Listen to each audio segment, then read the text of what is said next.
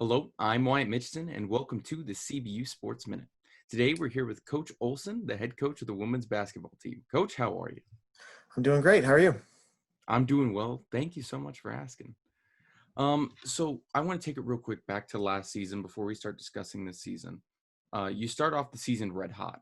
You start 7-0, and then from about November 28th to January 25th, you guys go 2-11 down the stretch. You finish the season though 7-4.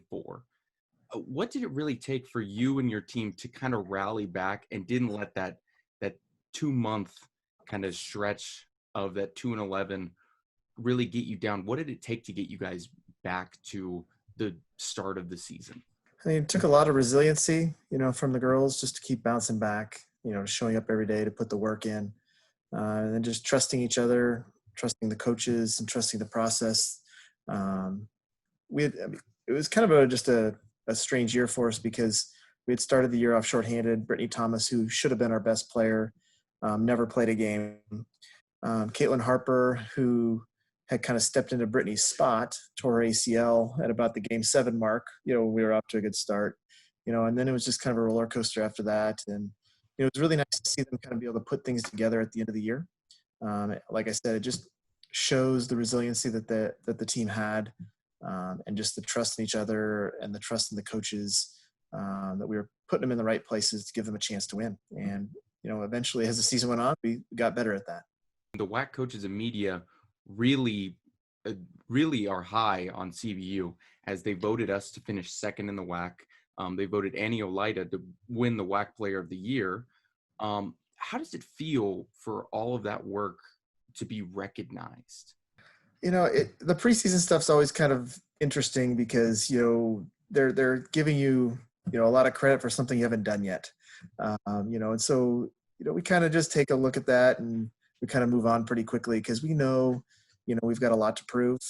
We do have high expectations for our team, and those are the goals we're trying to meet in terms of winning the conference tournament, making the postseason, but we know there's a lot of work that's going to go into that. And we know there's a lot of variables that could happen along the way that are going to present certain challenges, and our goal right now is just to kind of like the foundation that'll prepare us for those challenges, and for anything else we might meet along the way. Yeah, I mean, speaking about the preseason stuff, you said you guys don't take too much into it.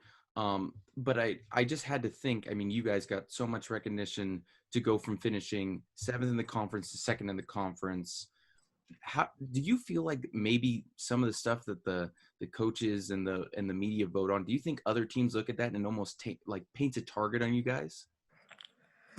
Maybe, but we kind of, like I said, I mean, we have high expectations. So I think it's kind of, if people want to say we're the best team and they want to like go after us, I mean, that's fine. We'll be ready. We can't really control what the other people are how they're going to approach the game. We can control how we approach it. And so, we're going to approach it, in a way that hopefully will bring a level of, like championship level to our approach to the game. And we'll just kind of see if we can do that consistently enough to actually get that goal. And I mean, this season, unlike any, is going to be unlike any other. I mean, the WAC already announced their plan. Once you guys get into conference play, you guys will be playing back-to-back games against the same opponent in the same spot. I hear about it a lot following pro sports that the worst thing in the world is a back-to-back. And so how do you coach and prepare for a back-to-back against the same opponent?